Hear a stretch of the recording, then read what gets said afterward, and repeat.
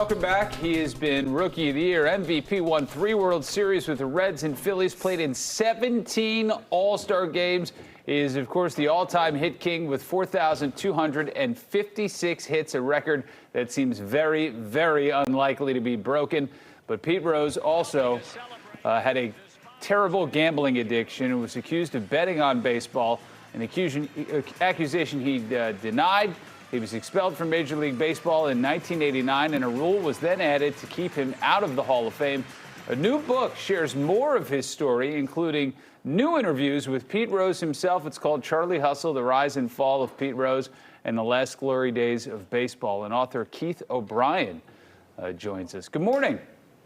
Good morning, Pat. Thanks for having me. Well, I guess let's start with the big question Pete Rose never talked to an author.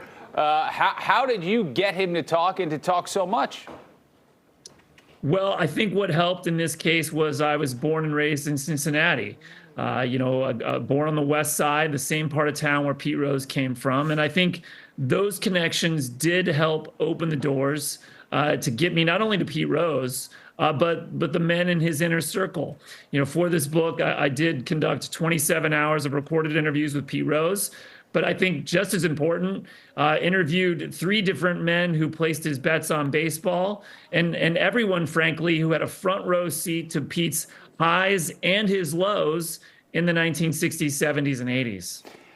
Can I ask what ended your correspondence with Pete? Because it seems like he went quiet on you after a while. Well, he did. And listen, Pat, you know this certainly over the years, having interviewed athletes. I wanted to talk with Pete Rose about everything. This book is the whole story, the highs and the lows, the rise and the fall. But I think ultimately, Pete struggles to talk about the fall, to talk about the addiction, to talk about his poor choices. I was pushing him to talk about it in ways he hadn't before. And I think ultimately I pushed him as far as he was willing to go. Yeah, it sounded like, he was the kind of guy that, it's not like he didn't have relationships with people or friends, but he, I don't know. It seemed to me in what I read that he almost pushed some of them away, or once they became less useful to him, he didn't really have much time for them. Is that accurate? And what is his life like now in that regard, if that's how he spent most of it? Well, I'll say this about Pete. I interviewed, again, anyone who crossed paths with him in a meaningful way over the course of 3 decades.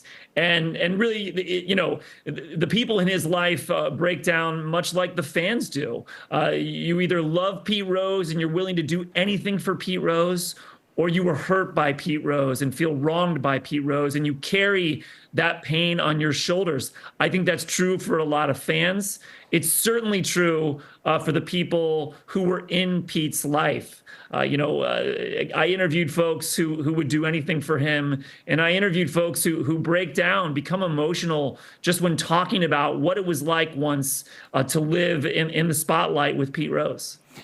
It's described, he had this one-track mind where he was just, it seemed, obsessed with baseball and being, a great baseball player, one of the greatest of all times, this obsessiveness with it. Is it that kind of personality, you think, that kind of led him to be such a compulsive gambler? I think that's absolutely it, Pat. One thing I identified here is that Pete Rose succeeds as a player and becomes an iconic American for the same reasons why he will ultimately fail as a human, as a person, as a man. He played the game with fury. He refused to be vulnerable on the field. He refused to bend. He believed in every scenario he would prevail. He usually did. But those same qualities are the same exact things that are going to ultimately lead to his unraveling as a person and prevent him from admitting the truth about his own problems, his own addictions. It's wild to see just how pervasive gambling has become, not only become in sports, but almost encouraged by all the pro sports teams now and networks. Obviously, you still can't bet on your team or a team that you manage. But do you think if gambling was legal back then or as pervasive back then as it is now, that Pete Rose would have gotten in this kind of trouble? It's a great question, and one of the great late night sports debates.